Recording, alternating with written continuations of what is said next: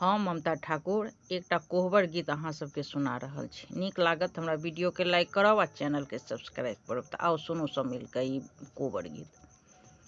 पर्वत पहाड़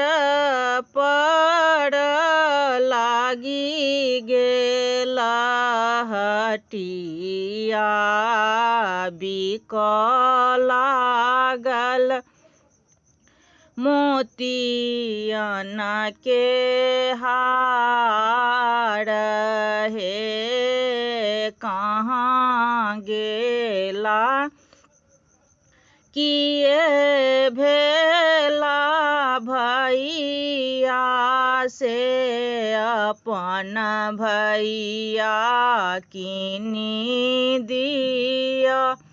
मोतियन के हार हे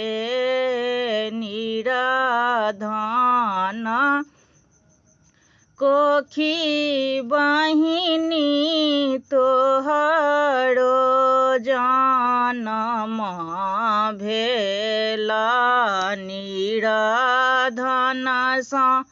भये गेल बियाह हे तबा बचन जाऊं सुनलानी दुलाहा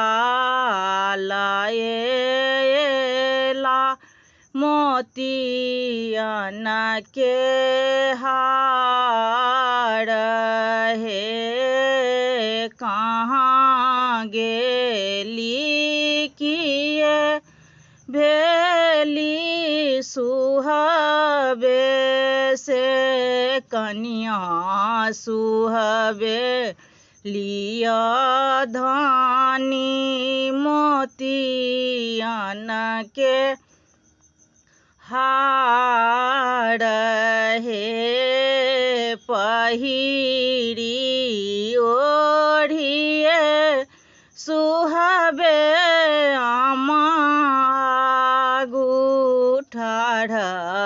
भेली देखू आमा